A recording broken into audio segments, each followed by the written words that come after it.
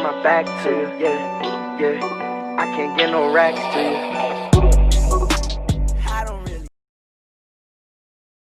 Assalamualaikum warahmatullahi wabarakatuh. Salam Budi Luhur. Saya mahasiswa dari Universitas Budi Luhur, Jakarta.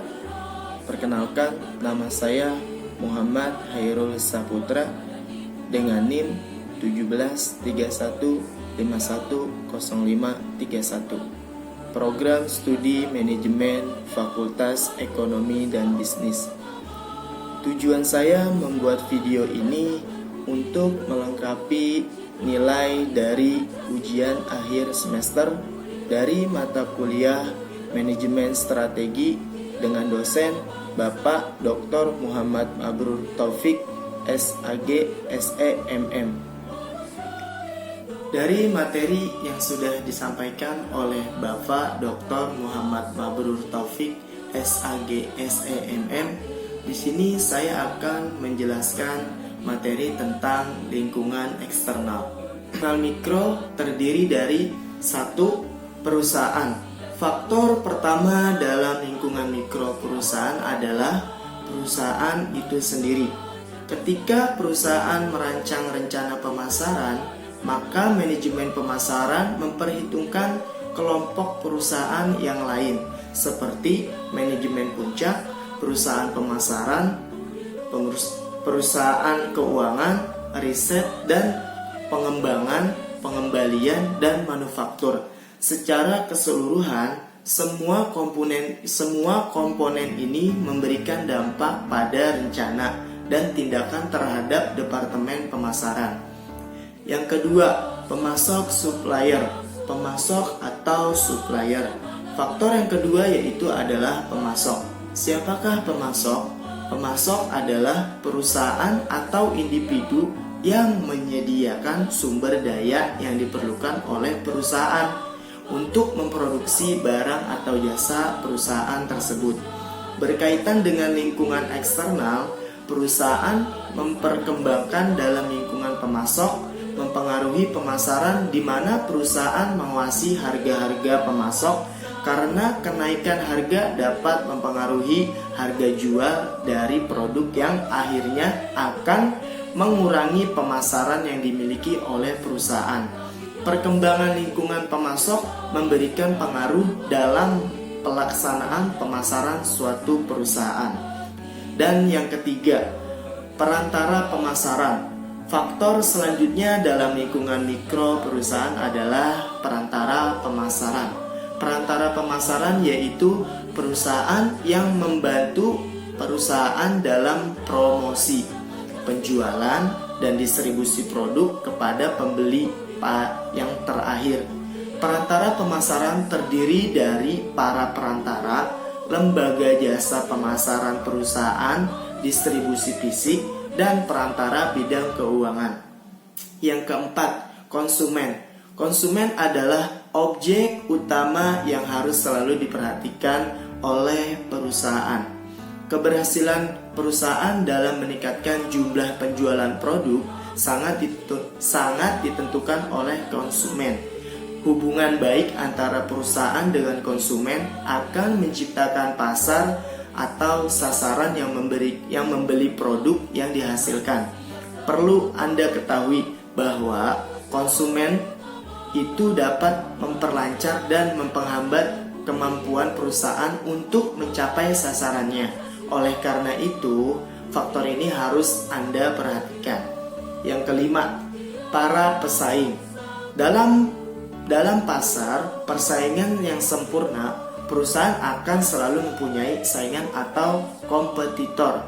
Perusahaan akan selalu disaingi oleh pihak lain dalam usahanya untuk mengembangkan sistem yang efisien guna melayani pasar.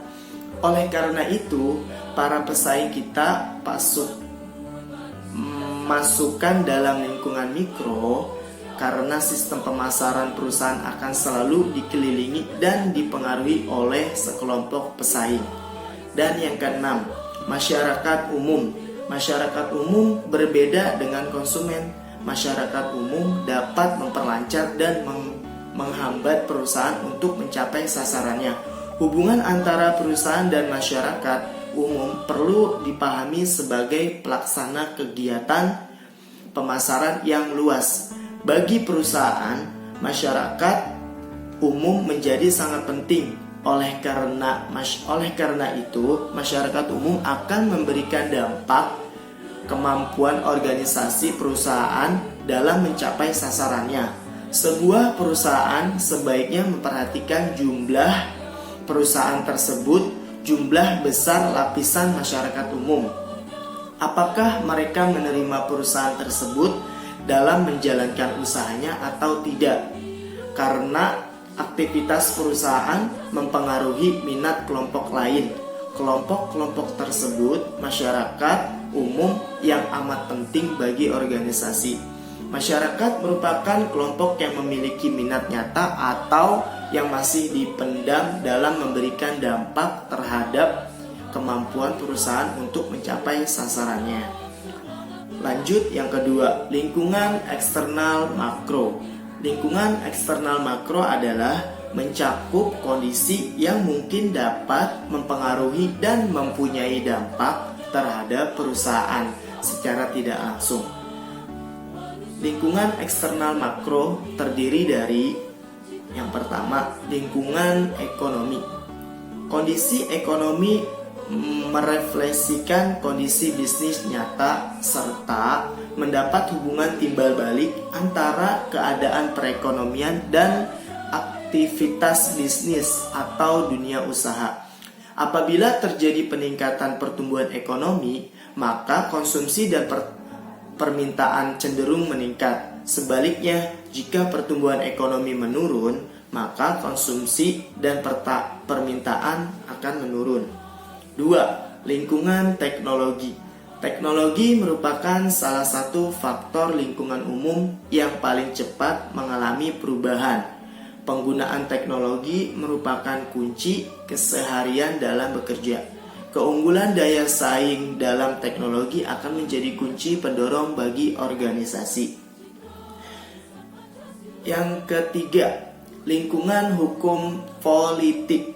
Lingkungan ini mengenai hubungan antara perusahaan dengan pemerintah, kestabilan politik dan kebijakan pemerintah yang sesuai dapat menciptakan suasana kondusif untuk mengembangkan aktivitas organisasi. Dan yang keempat, lingkungan sosial budaya.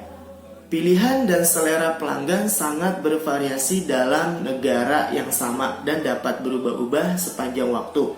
Perusahaan perlu memperhatikan adanya perubahan sosial budaya dengan kondisi nilai-nilai sosial, kebiasaan, dan selera konsumen.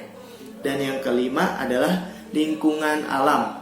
Perusahaan harus mengambil peranan aktif dalam membantu memecahkan masalah lingkungan.